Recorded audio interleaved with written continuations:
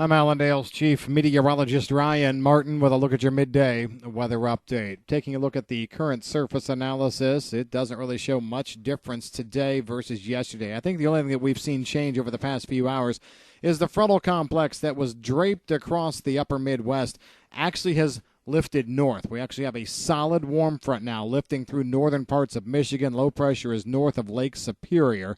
Coming out of that low, we do have a cool front that has managed to advance east just a little bit. We saw some thunderstorms fire off earlier today, close to the same spot they fired off yesterday, this time a little bit farther north. It's been mostly an Iowa affair right now. Eastern Iowa seeing some scattered showers and storms. They will lift north up into portions of southern Wisconsin, northern Illinois, and meander probably across Michigan before the day is through.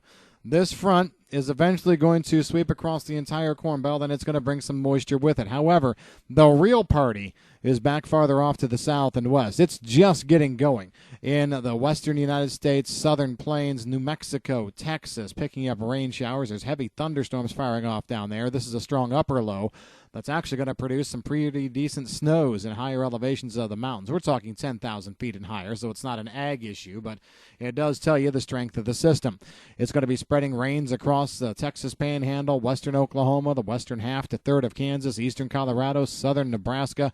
I'm looking for rainfall totals that could be quite nice when all is said and done. You put together the next 24 to 36 hours, you could be looking at 2 inches or better in parts of the hard red winter wheat belt. Keep an eye on the low that's in the Nebraska Panhandle and, or should say, Oklahoma Panhandle and southeastern parts of Colorado right now. That's going to shoot north and will likely end up in the upper Midwest in the next 24 hours. That'll produce some slower moving, steadier rains, but then along the cold front that continues to work through the Corn Belt, I'm expecting more convective activity. So showers and thunderstorms where we could see some more intense areas of rain, but they're going to be in a smaller area, and it's going to leave some areas ripe to being missed. Either way, I'm looking for this moisture to work its way across the Corn Belt as we go through tomorrow, Friday, and early Saturday. Rainfall totals in the Corn Belt, 1/4 to 1 1/4 inches.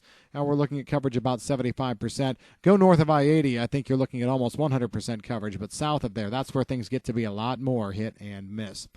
Now, we are also seeing the pattern go a little bit wetter in the intermediate period as we go through next week. A system that looked like it was going to just kind of hang out lower delta, down through the Mason-Dixon line area, getting up close to the Ohio River but not doing much.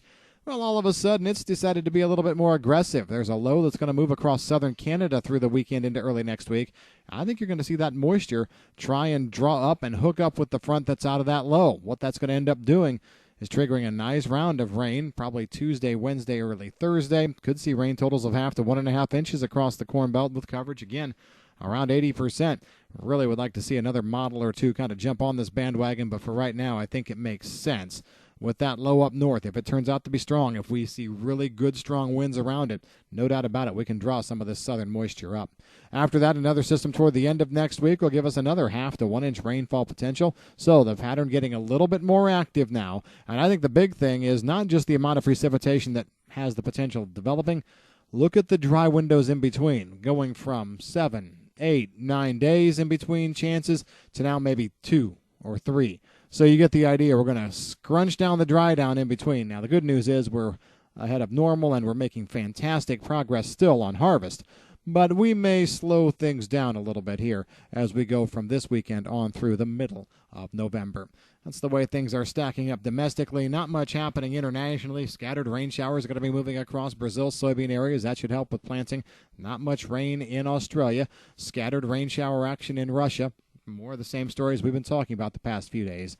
If you've got any questions on the weather, give us a call at Allendale. I'm Chief Meteorologist Ryan Martin.